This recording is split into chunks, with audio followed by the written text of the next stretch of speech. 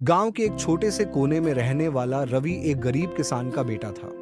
उसकी दुनिया बस खेत, मिट्टी और छोटे छोटे सपनों तक सीमित थी।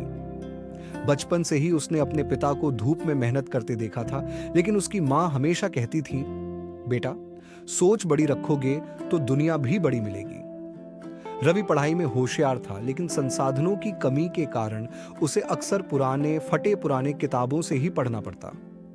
एक दिन स्कूल में शिक्षक ने कहा, जो भी नई तकनीकों को अपनाएगा वही तरक्की करेगा। यह बात रवि के दिल में घर कर गई। गांव के ज्यादातर लोग यही मानते थे कि खेती बस वैसे ही चलेगी जैसे सालों से चल रही है। हल चलाना, बीज बोना और बारिश का इंतजार करना। जब रवि ने कहा कि वह नई तकनीक से खेती करना चाहता है, तो सभी हंस पड़े। बेटा, ये बड़े शहरों की बातें हैं, हमारे लिए नहीं, बुजुर्गों ने ताने मारे।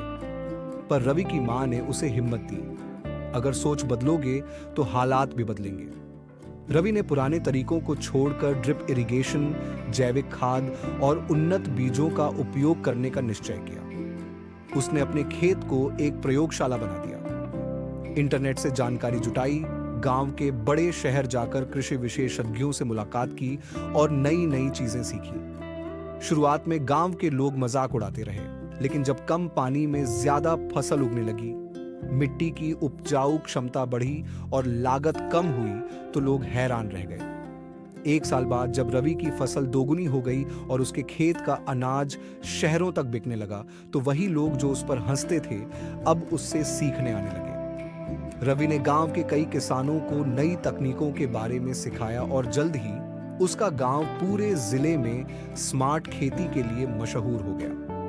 जब सरकारी अधिकारी आए और रवि को सर्वश्रेष्ठ युवा किसान पुरस्कार से सम्मानित किया गया, तो उसके पिता की आंखों में गर्व के आंसू थे। उन्होंने अपने बेटे को गले लगाते हुए कहा, बेटा, सच में एक छोटी सोच को बदलकर तूने बड़ी सफलता पा ली।